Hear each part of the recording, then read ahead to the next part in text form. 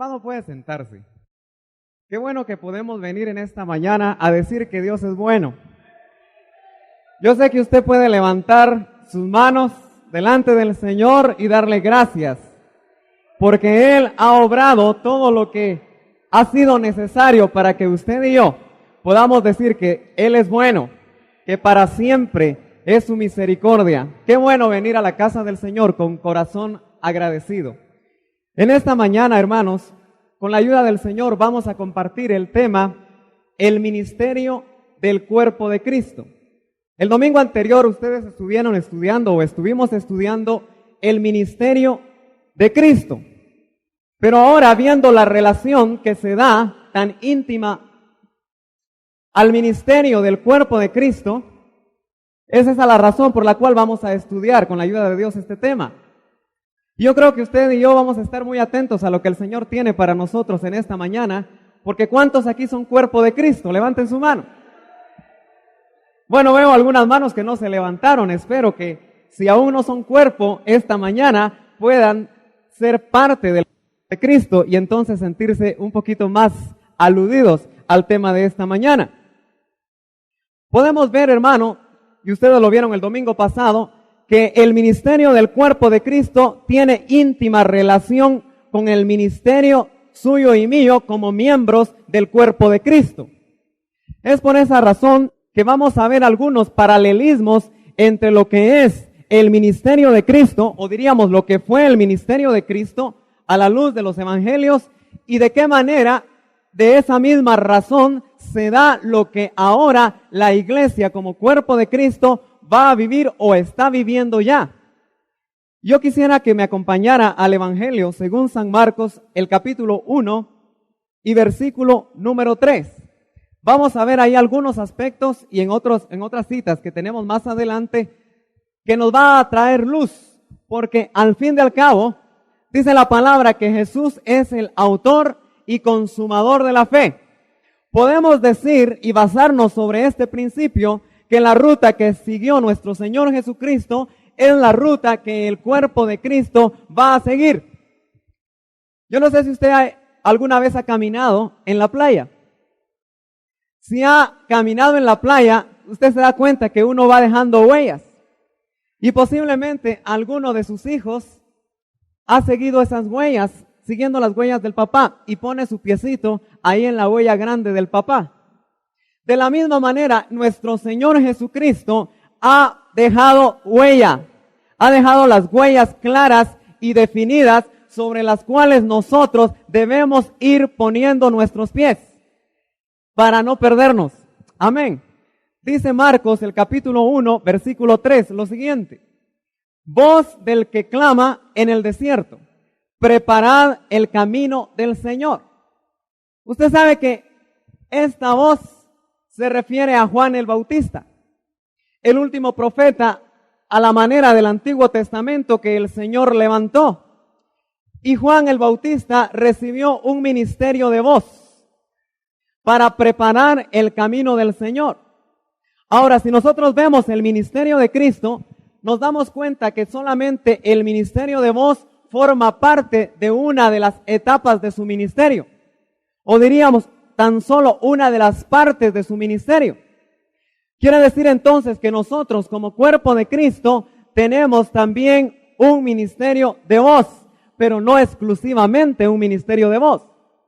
Juan el Bautista fue enviado para dar un mensaje de arrepentimiento, para llevar un mensaje de voz, un mensaje tremendo.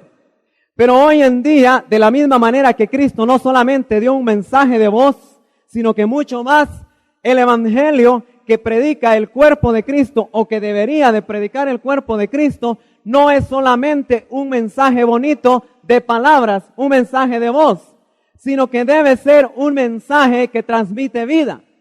Porque el Señor Jesucristo no solamente dijo como Juan el Bautista, el reino de los cielos se ha acercado, sino que Él dijo, bueno, el reino de los cielos ya es. Y dice, por lo cual el Señor me envió a mí, etcétera, etcétera, etcétera. Lo vamos a ver ahí. Como el Señor dice, bueno, el reino de Dios ahora ya está aquí. Juan el Bautista presentó un mensaje. El Señor hizo vida ese mensaje. Y nosotros, siguiendo la ruta de Él, no debemos de conformarnos exclusivamente con presentar un mensaje de voz, un mensaje de concepto, porque esos hasta los demonios lo presentan. Usted sabe que ellos de alguna manera tienen conocimiento y presentan un mensaje posiblemente de voz. Y por eso vemos que también Satanás, cuando llevó al Señor al desierto, conocía de la palabra. Es por eso que el ministerio al cual Dios ahora llama al cuerpo de Cristo no es un ministerio solamente de conocer Biblia, sino que es que esa palabra se haga vida en nosotros y a través de que esa vida que se ha hecho en nosotros, de esa palabra que se ha hecho vida, podamos así transmitirla y nuestra vida pueda ser transformada. Aleluya. Gloria a Dios, porque yo sé que usted está acá porque no solamente escucha una palabra, un concepto de letra muerta, sino que ha escuchado palabra de vida que ha transformado su vida. Pero también vemos, hermanos, en ese paralelismo del Señor, que Él dice a Hebreos que le fue preparado cuerpo. Y el cuerpo que al Señor Jesús le fue preparado para que viniera a esta tierra, el verbo dice que se hizo carne, es un cuerpo mortal. Fue un cuerpo mortal, un cuerpo corruptible. Pero le fue preparado ese cuerpo para que viniera a ser sacrificado por usted y por mí, para presentar delante del Padre un cordero sin mancha que quitara de una vez el pecado del mundo. Pero lo importante es ver que Él recibió o vino a la tierra con un cuerpo mortal para después de resucitado poder tener un cuerpo inmortal. De la misma manera nosotros, que tenemos cuerpos mortales, que tenemos cuerpos corruptibles, dice la palabra de Dios que seremos transformados. Así como Él después de resucitar, resucitó con cuerpo inmortal, con cuerpo incorruptible. De la misma manera, dice Pablo, hermanos, les cuento un misterio. No todos dormiremos, mas todos seremos transformados. Y yo lo quisiera llevar al capítulo 3 de Filipenses, donde la palabra nos dice claramente y nos da la promesa gloriosa de que este cuerpo mortal va a ser vestido de inmortalidad. Filipenses, el capítulo 3, versículo 20. Aleluya. Dice la palabra de Dios así: porque nuestra ciudadanía está en los cielos, de donde también ansiosamente esperamos a un Salvador, el Señor Jesucristo. ¿Usted también lo espera? Parece que no todos. Aleluya. Pero dice, el cual transformará el cuerpo de nuestro estado de humillación en conformidad al cuerpo de su gloria, por el ejercicio del poder que tiene aún para sujetar todas las cosas a sí mismo. Esa es una promesa gloriosa. Yo no sé si usted se emociona con esa promesa o solamente cree que es una palabra muy lejana a la realidad. Pero si usted a través del Espíritu recibe confirmación de que usted va a ser transformado para recibir un cuerpo de gloria en semejanza a la del Cristo resucitado, entonces yo creo que usted podría ponerse de pie y brincar en esta mañana. Aleluya. Gloria a Dios. Hermanos, es tremendo ver el misterio de un Cristo que despojándose de sus vestiduras reales, despojándose del ser igual a Dios, dice que no tuvo el ser igual a Dios como cosa a que aferrarse. Y por usted y por mí, para que pudiéramos ser transformados, Él dejó su posición y dice que vino a tomar vestiduras, no solamente de hombre, sino que de siervo. ¿Y sabe qué quiere decir eso? De esclavo. Si el Señor inició su ministerio con vestiduras de siervo, nosotros que somos su cuerpo, ¿quiénes somos para no iniciar nuestro ministerio de esa manera? Si Él, dejando el centro del universo, dejando el trono, dejando de estar a la diestra del Padre, quiso venir para que usted y yo pudiéramos ser transformados y recibir un cuerpo a la semejanza suya. Y fue siervo. Y dice que aprendió obediencia. Y dice que fue perfeccionado en la obediencia. Entonces eso nos marca una ruta clara del ministerio del cuerpo de Cristo. Quiere decir que si usted, como miembro del cuerpo de Cristo, está haciendo una labor para Dios, pero la característica no es el ser siervo, mejor debería de regresar un poco. Posiblemente debamos aprender un poco más de obediencia, para que a la manera del Señor nosotros también podamos aprender obediencia y ser delante del Padre esclavos, como lo decía Pablo. Él decía, yo soy siervo del Señor Jesucristo. Fíjese que como que a Pablo le gustaba más que decir apóstol, decir que era siervo, esclavo. Y solo aquel que reconoce el señorío de Cristo puede llamarse esclavo. Pero siguiendo con este paralelismo nos damos cuenta, hermanos, que hay uno que quiso ser igual a Dios. Usted sabe quién fue, ¿verdad? Satanás dice que quiso ser Luzbel, quiso ser igual a Dios, y por esa razón fue hallada maldad en su corazón. Pero no solamente Satanás cayó en esa trampa, sino que nos dice Génesis que también el hombre.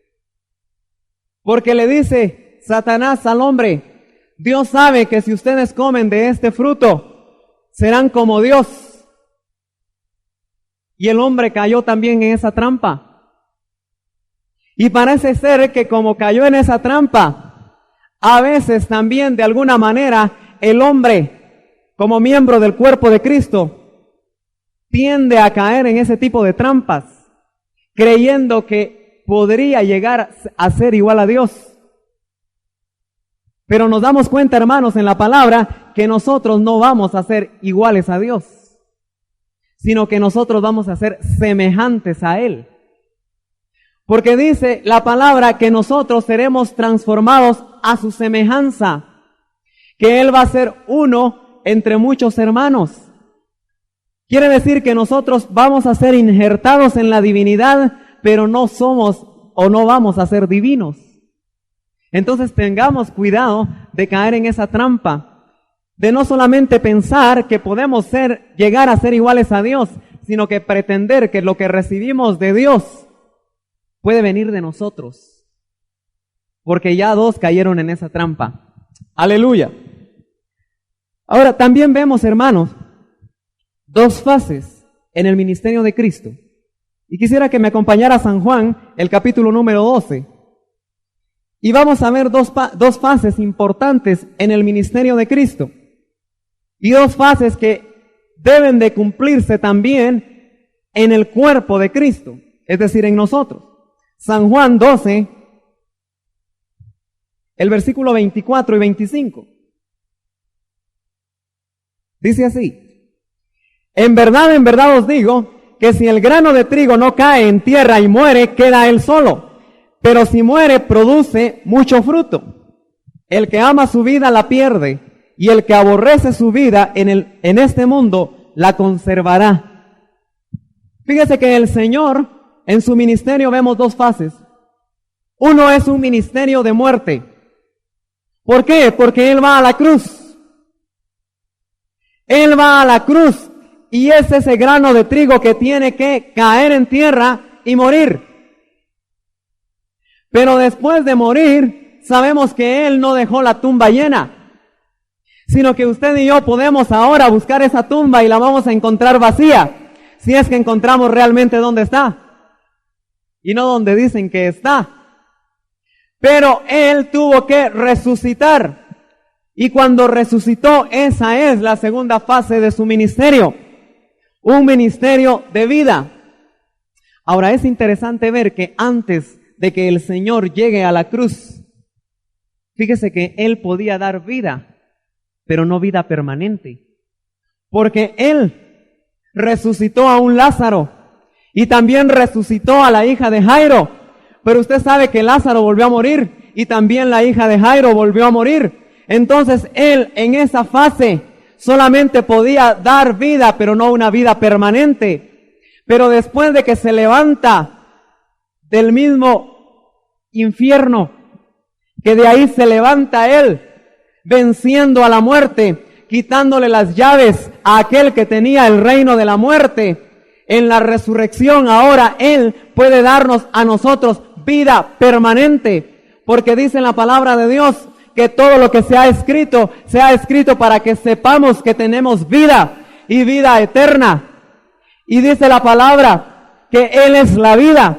Y cuando nosotros somos injertados en Él, somos injertados en la vida, en una vida permanente. Entonces, nosotros también como cuerpo de Cristo tenemos que tener una fase de ministerio de muerte. ¿Qué significa esto? Debemos ser llevados a morir. ¿A morir a qué? Tenemos que llegar como Pablo, hablando en Gálatas 2:20, cuando dice, con Cristo yo estoy juntamente crucificado y ya no vivo yo. Quiere decir que el cuerpo de Cristo tiene que llegar a ser crucificado al mundo y el mundo debe ser crucificado en Él para que entonces se dé verdaderamente un ministerio de vida en el Espíritu. A nivel global, a nivel congregacional, a nivel de iglesia, no de individuos. Todavía la iglesia está, por decirlo así, en un ministerio oculto, porque todavía estamos siendo llevados en ese proceso donde se pide o se espera que no solamente nuestro espíritu que ya fue vivificado sea el que sea trabajado, sino que ahora estamos siendo llevados en un ministerio donde a través de la palabra nuestra alma es tratada. Y es por eso que Dios nos quiere llevar a una justificación del alma, donde el pecado ya no se enseñoreará más. Porque estamos, por decirlo así, en una fase de desierto. En una fase de desierto donde están trabajando nuestra alma, nuestro cuerpo y aún nuestro espíritu para que muramos. Así como el grano de trigo cayó en tierra y murió, pero después de resucitado llevó mucho fruto. Así es menester que nosotros, al consagrar nuestra vida al 100%, muramos totalmente para poder entrar en una fase de ministerio en el Espíritu, en el poder total del Espíritu. Entonces, hermanos, qué glorioso es ver que vamos hacia ese camino. Nos llevan hacia ese camino. ¿Pero quiere usted estar en ese camino? ¿Quiere usted dejar que sea a través del Espíritu Santo el Señor el que trabaje su alma? ¿Sí? Si es así, yo creo que usted verdaderamente va a venir a la casa de Dios a buscar que Él trabaje su alma, porque ahora ese es el trabajo más fuerte. Amén. Gloria a Dios. Pero también vemos, hermano, dentro de las fases del ministerio de Cristo, o diríamos dentro de ese paralelismo, mejor dicho, que estamos tratando de ver, que también cuando nosotros vamos a San Marcos, ahí donde iniciamos, el capítulo 1 y versículo 13, nos damos cuenta que el Señor, cuando inició su ministerio, ¿a dónde fue llevado? Fue llevado al desierto. Pero dice la palabra que fue llevado por el Espíritu. No fue Satanás el que lo llevó, sino que fue llevado por el Espíritu. Quiere decir que Él ya había iniciado un ministerio ungido, porque fue llevado por el Espíritu al desierto a ser tentado. Como que eso nos habla también de que el cuerpo de Cristo va a ser llevado al desierto para ser tentado, para ser probado. Pero gloria a Dios que aquel que es nuestra cabeza salió victorioso. Y porque Él triunfó, usted y yo, al ser llevados al desierto, también podemos triunfar. Pero dice San Marcos 1:13, y estuvo en el desierto 40 días, siendo tentado por Satanás, y estaba entre las fieras, y los ángeles le servían. ¿Sabe que hoy el cuerpo de Cristo también está entre fieras y entre ángeles? ¿Sabe que también el cuerpo de Cristo está siendo tentado por fieras, pero también está siendo auxiliado por ángeles? Y sabemos que vamos hacia una etapa donde esto va a ser más profuso, donde va a haber mayor prueba para el cuerpo de Cristo, pero también va a haber mayor auxilio. Yo no sé si usted siente la inminencia de ese tiempo, pero si no, le invito a que hoy se abra, a que el Espíritu se lo revele y pueda sentir esa inminencia de los tiempos que vivimos. Pero fíjese que, recordándome de Caín, por decirlo así, tuvo un ministerio que no agradó a Dios, porque presentó un altar frío, un altar seco delante de Dios, y este no le agradó al Padre. Pero también Moisés, cuando inició su ministerio, también mató. Y usted sabe que por haber matado, también fue llevado al desierto 40 años. Y el número 40 es tipo de prueba, de juicio o de espera. Y Moisés quería iniciar su ministerio y lo inició muy mal. No agradó la manera a Dios como él la inició, porque usted sabe que mató a un egipcio y lo llevaron 40 años al desierto.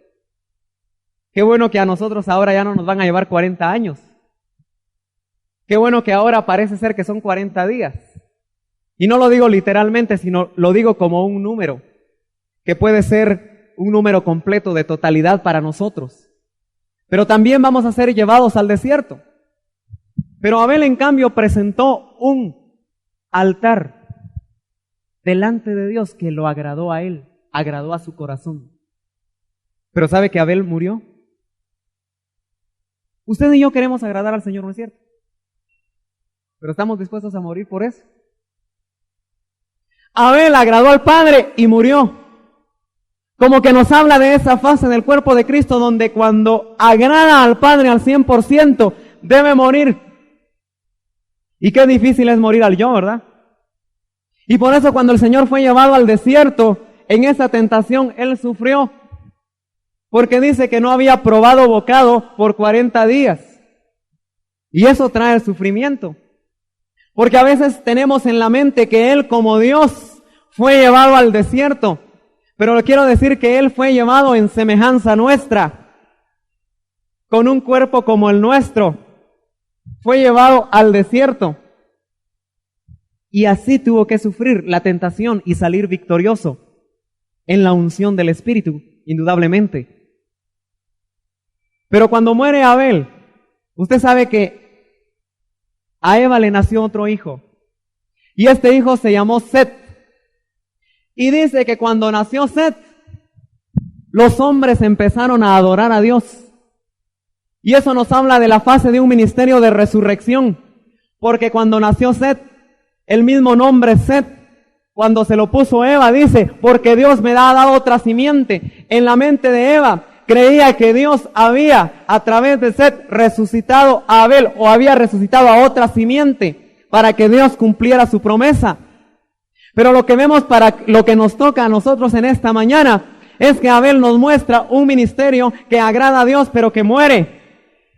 Y Set nos habla de un ministerio de resurrección en el poder del Espíritu que va a llevar a los demás a buscar a Dios. Y eso es lo que usted y yo debemos estar esperando y debemos estar siendo proclives a que Dios haga esa obra en nuestras vidas. ¡Aleluya! Pero veamos la tentación, porque ahí inició el Señor su ministerio. Y vayamos a San Mateo, el capítulo 4. Y nos vamos a dar cuenta, hermanos, que una de las tentaciones, usted ya lo conoce, si quiere no lo busca, que le hizo el diablo al Señor fue, haz que estas piedras se conviertan en pan. ¿Se recuerda, verdad? ¿Y usted cree que el Señor tenía hambre? ¿Sí o no? Sí, tenía hambre. No había comido en 40 días. ¿Y usted cree que para él, o que hubiera sido pecado que él convirtiera una piedra en pan? ¿Sí o no? No. El hecho de que él convirtiera una piedra en pan no era pecado en sí mismo. El problema estaba que si él lo hubiera hecho, se hubiera sujetado a un programa de Satanás. Porque Satanás pretendía darle órdenes y le dice, si tú eres el Hijo de Dios, haz que estas piedras se conviertan en pan. Le estaba proponiendo un programa y el Señor no aceptó ese programa. Eso quiere decir que nosotros como su cuerpo, al ser llevados al desierto para ser tentados, debemos de cuidarnos de aceptar planes satánicos. Y le quiero decir que hoy en día se ha levantado y ya está en operación lo que llamamos la operación de error, que es a saber la manera como Satanás está tratando de engañar a su pueblo, al cuerpo de Cristo, y en el desierto nos va a presentar su programa. Y hay uno, hermano, que dentro del apostolado del Señor también cayó en ese problema. Y él sí cayó en ese problema. Y ese es Pedro. Fíjese que él sí aceptó un programa de Satanás. Y como ya me está viendo raro, yo lo quisiera llevar a San Mateo. San Mateo 16, 22. Y nos vamos a dar cuenta que Pedro aceptó el programa que el diablo le susurró al oído. Y a través de Pedro se lo presenta nuevamente al Señor. Y vean lo que dice el capítulo 16, versículo 22. Y tomándole aparte al Señor, Pedro comenzó a reprenderle, dice esta versión, diciendo, no lo permita Dios.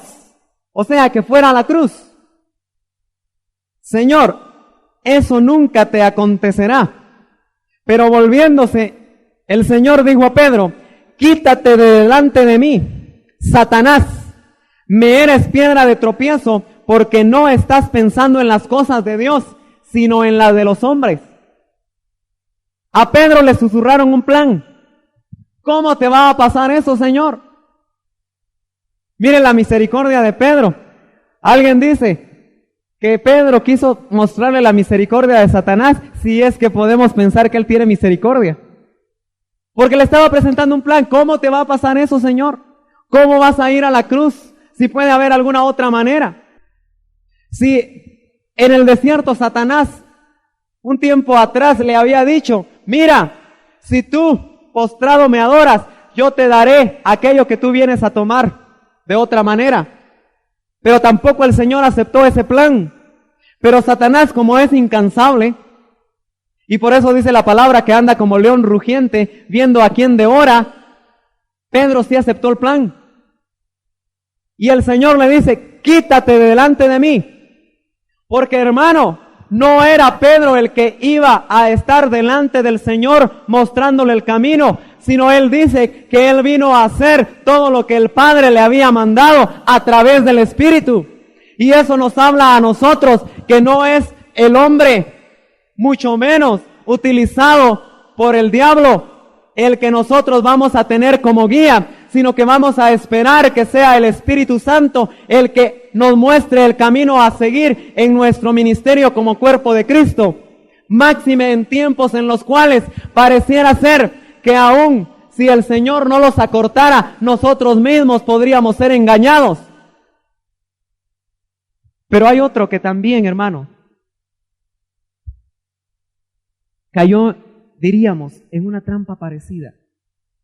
Y este es Josué, el tremendo Josué, aquel que recibió tremendas promesas de Dios. Y yo lo quiero llevar a Josué, el capítulo número 9, para que nos demos cuenta. Y esto, hermanos, es una voz de alerta que ojalá que a través del Espíritu pueda ser confirmado a su corazón, a usted que es cuerpo de Cristo. Y nos vamos a dar cuenta, hermanos, que aquí en el capítulo 9, vamos a leer desde el versículo número 7, aparecieron unos hombres que usted ya conoce. Y dice, y los hombres de Israel dijeron a los heveos, quizá habitáis en nuestra tierra, ¿cómo pues haremos pacto con vosotros? Respondiendo ellos a Josué, somos tus siervos. Y Josué les dijo, ¿quiénes sois? ¿Y de dónde venís? Y le dijeron, tus siervos han venido de un país muy lejano a la causa de la fama del Señor tu Dios, porque hemos oído hablar de Él, de todo lo que hizo en Egipto. Usted sabe, hermano, que después de que Dios entregó en manos de un ejército que al general Patton le daría risa, pero como no es por esfuerzo humano, después de que el Señor a tal ejército le entregó la ciudad de Jericó, y después de que Él arregló la situación y entregó en manos de Josué a Jai, usted sabe que se presentaron los gabaonitas. Y entendiendo que no podían hacer guerra contra aquel que venía en el nombre del Señor, dice que usaron de astucia y llegaron ante un Josué, que si usted lo ve, desde el Deuteronomio nos damos cuenta que cuando él era un discípulo de Moisés, dice que aun cuando Moisés salía del tabernáculo, él no se movía de ahí, porque él había entendido que su vida debía ser guiada solamente por el Señor. Pero vemos aquí, hermanos, a un Josué como figura para nosotros hoy, que se dejó engañar. ¿Y sabe por qué se dejó engañar? Porque le dio lugar a los sentimientos. ¿Y sabe más por qué se dejó engañar? Y por eso nosotros tenemos que tener cuidado hoy, porque dice la palabra que en ese asunto, él que lo consultaba todo, no lo consultó a Jehová. Hermano, nosotros estamos hoy consultando aún las cosas pequeñas al Señor para que nos guíe. Si creemos, hermanos, que hay cosas que el hombre puede decidir por sí mismo, podemos caer en esta trampa, en la trampa del gabaonismo, en esta trampa hipócrita de hombres que venían diciéndole a Josué, mira, hemos oído la fama de tu Dios, y qué tremendo todo lo que el Señor te ha permitido hacer. Y hermano, tenga cuidado porque hoy los gabaonitas modernos se van a presentar y van a tocar a su puerta, si es que no lo han hecho ya, y le van a decir, ala hermano, qué tremendo ahí donde usted va, cómo se mueve la mano de Dios, qué revelación más profunda la que el Señor le está dando. ¿Por qué no viene usted con nosotros? ¿Por qué no nos viene a compartir de esto o de aquello? ¿Por qué no se junta con nosotros? Esa fue la trampa de los gabaonitas. Fíjese que el pueblo de Israel había recibido pan del cielo, pan del día. Aún si se quedaba ese pan para el otro día, se engusanaba. Y usted sabe que los gabaonitas traían 3 cosas dentro de, diríamos, su equipaje. Y traían un pan mohoso, traían un vino agrio o un vino pasado en odres viejos, y traían vestidos viejos para engañar a Josué. Y los gabaonitas de este tiempo se van a presentar de la misma manera, trayendo pan mohoso, un falso pan, y pan nos habla de doctrina. Y nos van a venir también con un falso vino, y el vino nos habla de gozo, de todo eso que usted y yo gozamos en este lugar por la misericordia de Dios. Y los vestidos viejos nos hablan también de una falsa justicia. Entonces tenemos que tener cuidado hoy para que no seamos engañados por aquellos que adulándonos. Y hermano, qué tremendo es dejar que nos adulen. No caigamos en esa trampa. Porque en el momento que usted se empieza a recibir en su corazón la adulación, en ese momento empieza a verse el hombre. Y ya no ve lo que Dios está haciendo a través de su vida. Yo creo que ese fue el problema con Josué. Que dijo, bueno, Dios a mí me dice todo. Y como me lo ha dicho todo, yo creo que ya estoy lo suficientemente preparado para tomar una decisión. Y me parece que esta decisión es muy buena. Y se dejó engañar, porque los sentidos engañan, los sentidos naturales. Pero dice la palabra de Dios que Pablo no les había podido dar una vianda madura a aquellos que todavía no habían ejercitado los sentidos espirituales. Ojalá que nosotros como cuerpo en esta mañana querramos y estemos dispuestos a ejercitar esos sentidos espirituales. Como el tiempo, hermanos, se nos está cortando, quisiéramos hacer énfasis en el gabaonismo de hoy. Porque, hermano, no fueron las murallas de Jericó las que detuvieron a un Josué, al cual el príncipe de los ejércitos de Israel, de los ejércitos de Jehová, se presentó y le dijo que iba a estar con él. No fueron esas murallas. Y solo pensar en las mismas pareciera algo totalmente inalcanzable. Porque ¿cuál era el ejército de Josué? Si queremos entrar en detalle, ¿no dice que todos sus hombres de guerra se habían quedado postrados en el desierto? No solamente la tribu de Leví, que no había entrado en el censo, iba con él mujeres y niños y un Josué y Caleb, no preparados para la guerra. ¿Se ha puesto a pensar usted en el ejército que llevaba Josué? Y delante de él se le presenta una ciudad fortificada. Y no solamente de hombres normales, porque usted sabe que en esa tierra habían gigantes. Y si nosotros vemos los castillos que se hacen o hacían en tiempo de la época medieval para hombres de la estatura nuestra, con tremendas murallas, ¿cómo habrán sido las murallas de Jericó? Pero las murallas de Jericó no detuvieron a un Josué que se dejó guiar por el Espíritu de Dios. Pero un gabaonismo astuto e hipócrita sí detuvo su ministerio. Lo afectó. Hermano, tengamos cuidado nosotros para que nuestro ministerio como cuerpo de Cristo, ahora que la velocidad que Dios está implementando en los tiempos finales hace que todas las cosas se precipiten, tanto la operación de verdad como la operación de error, porque van a la par, y eso es lo tremendo. Tengamos cuidado de no ser engañados, porque posiblemente Dios nos ha dado victorias tremendas en el Espíritu, pero que eso no sea causa, no sea razón para que nosotros dejemos de pensar que debemos de depender solamente de Él. Porque en el momento que eso hagamos, va a haber un tope para nuestra ruta, para nuestra meta. Fíjese que Pablo dijo que tuvo que tener todo por basura con tal de agarrar aquello por lo cual él fue agarrado. Permítame usar esa palabra porque es más fácil de entender. Dice que él todo lo tuvo por basura con tal de asir aquello por lo cual había él sido asido. ¿Usted y yo ya dejamos todo por basura? ¿Ya lo hemos tenido todo por basura?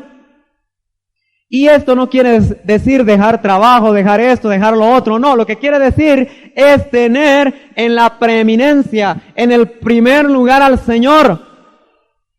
Eso quiere decir darle a Él el primado, tener todo por basura y entonces buscar la consagración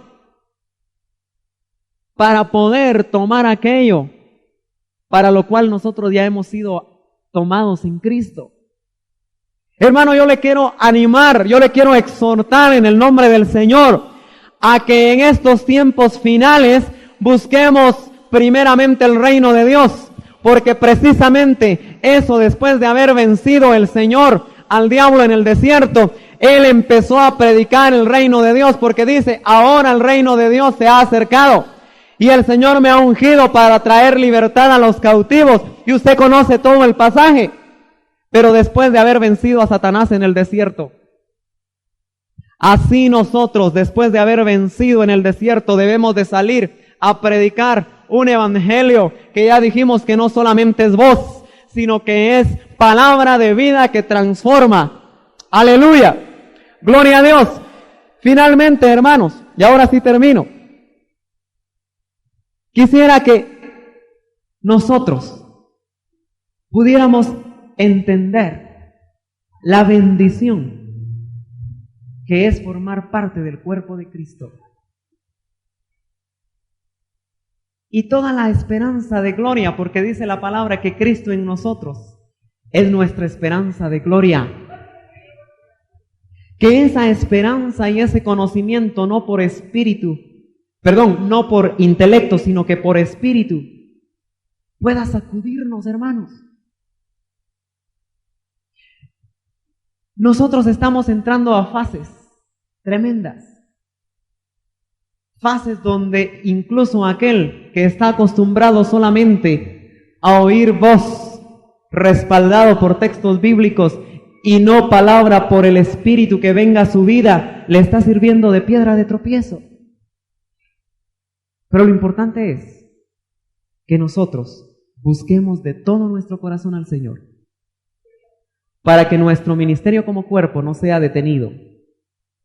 El ser injertados en la divinidad, para ser semejantes a Él, entre muchos hermanos, no sea quitado, para que nuestra corona no sea quitada y dada a otro. Aleluya. Gloria a Dios. Aleluya. Vamos a dejar entonces un tiempo para preguntas que entendemos que el pueblo ha traído. Gloria a Dios. Antes, hermanos, queremos hacer una aclaración y pedirles una disculpa. Ha venido aquí algunas preguntas que realmente no se relacionan con el tema. No queremos desviar la atención completa del tema. Por esa razón no las vamos a responder. Pero les suplicamos encarecidamente que todas las preguntas que nos envíen sean completamente relacionadas con el tema que se está exponiendo. Amén. Gracias, hermanos.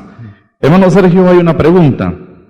El ecumenismo figura o se asocia al gabaonismo actual y se opone a la obra del Señor.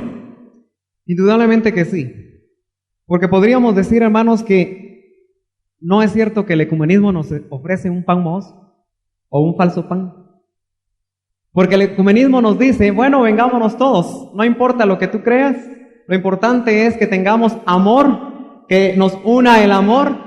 Y usted sabe que el ecumenismo es la plataforma sobre la cual o que prepara o está preparando o va a terminar de preparar el falso profeta para que sobre esa plataforma se levante el anticristo. Usted sabe que el ecumenismo está llevándonos a una sola religión. Bueno, no a nosotros, hermanos, por misericordia de Dios, no a nosotros. Pero usted ve en el mundo aún estrellas que han traído o vertieron luz sobre el pueblo de Dios. Ahora han caído en esa trampa y yo creo que indudablemente es un gabaonismo porque está tratando de ofrecer una falsa doctrina. Y fíjese que, ¿sabe qué fue lo tremendo? En el caso de Josué y los hijos de Israel, que teniendo ellos buen pan, buen vino y buenos vestidos, comieron de lo que traían los gabaonitas. Guárdenos el Señor en este tiempo de comer del pan, del vino, que no solamente el ecumenismo, sino cualquier otra falsa doctrina que se va a levantar o que ya se está levantando y que nosotros conocemos, nos puedan detener en el camino que el Señor ha preparado para su pueblo. Aleluya. Gloria a Dios. ¿La estatura del varón perfecto se alcanza aquí en la tierra? Definitivamente que sí, hermano. La palabra dice que Dios dio dones a los hombres, hablando de los 5 ministerios primarios. Y nos dice que dio estos dones a fin de capacitar y de edificar al cuerpo de Cristo hasta que todos lleguemos a la medida de la estatura de la plenitud de Cristo. Entonces, esa estatura a la cual el Señor está llevando a su cuerpo se alcanza acá. Veamos a Jesús, que es nuestra ruta. ¿Dónde alcanzó Él la estatura? Como Jesús. Si fue perfeccionado en obediencia, ¿la alcanzó allá o la alcanzó aquí? Entonces, vemos que nosotros somos llevados como su cuerpo a alcanzar la estatura de la plenitud de Cristo acá. Aleluya. Amén, hermano. Ya no tenemos más preguntas, gracias. Amén. Gloria a Dios. Hermanos, tenemos 5 minutos. Y aunque pareciera que no es un tema para ministrar, yo siento en mi corazón que vale la pena aprovechar estos 5 minutos para ministrar. Yo no sé, hermanos, si usted ha podido, y quisiera que ya fuera entrando en un momento para que esta palabra que usted ha escuchado, el Espíritu pueda tomar la parte que usted necesita y que la pueda aplicar a su vida y que la pueda hacer vida, que pueda ser una palabra a su necesidad, solamente si usted está dispuesto a que sea así. Hermano, delante de usted está la muerte y la vida.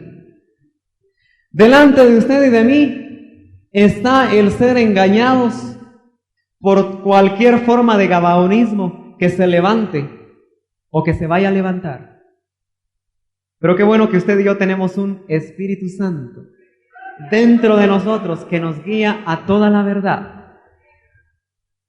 Pero hermano, si dentro de esto usted ha visto que viendo la imagen de nuestro Señor en su ministerio, el ministerio que usted está desarrollando, no importa qué clase de ministerio sea,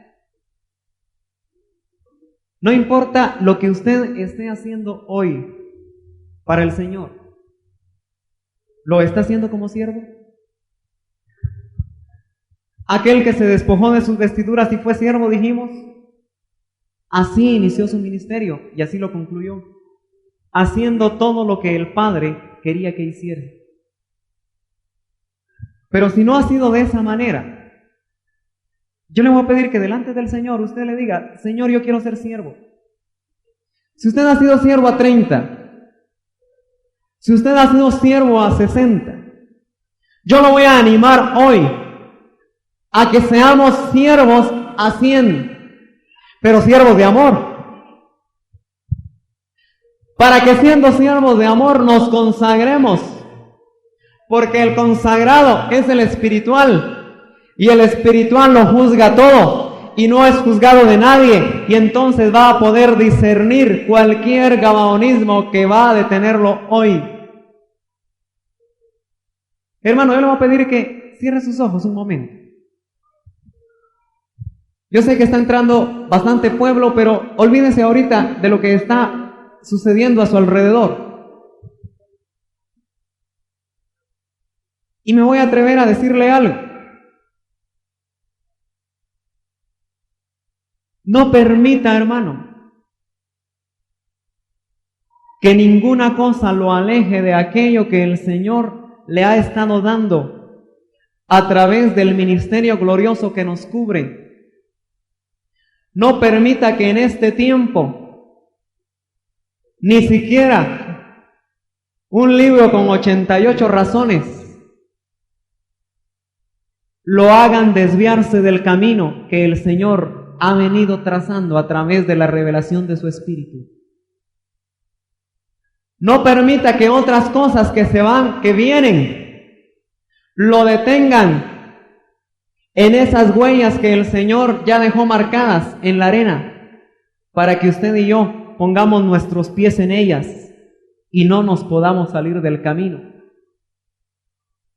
Yo le voy a pedir que se agarre de la promesa de la cual nos habla Isaías, que será abierto camino y calzada de santidad, donde ni el más torpe se apartará de él, porque él irá con ellos. Son tiempos difíciles, son tiempos de confusión, son tiempos en los cuales nuestro corazón y a veces nuestra mente está siendo atacada de una manera tremenda, pero no permitamos, y hoy digámosle al Señor que queremos entregarnos a Él para que su Espíritu Santo nos guíe, para que sea Él el que nos marque el camino, para no ser engañados por cualquier espíritu de error. Dígaselo ahí en su corazón. Dígale que usted anhela su venida, porque usted como su cuerpo está esperando poder conocer a la cabeza y poder ser injertados en Él y todas las promesas gloriosas que Él ha prometido. Dígaselo a Él. Aleluya. Oh Padre, gracias. Gracias, Señor, en el nombre de Jesús.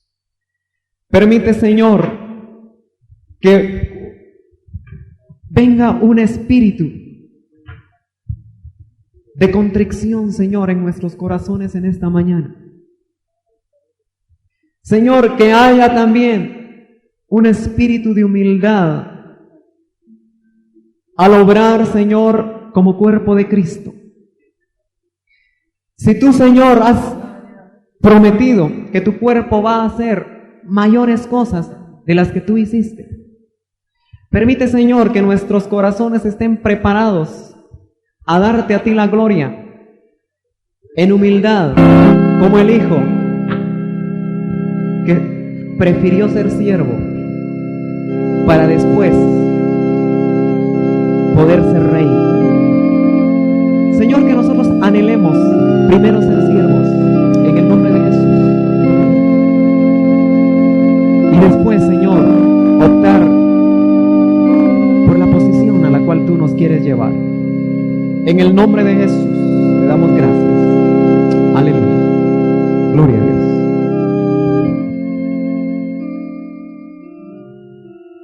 Aleluya. Gloria sea el nombre del Señor. ¿Cuántos dicen gloria a Dios, hermanos? Esta mañana el Señor está aquí con nosotros. Y donde Él está, las cosas caminan bien. Por mal que parezcan, caminan bien. ¿Cuántos creen eso? Aleluya. El Señor había pensado llegar a la casa de María y Marta. ¿Y qué si Lázaro se les murió? Parecía que todo había terminado. No. Empezaba la resurrección y la vida con Lázaro. Y el Señor está aquí con nosotros. Amén. Gloria a Dios.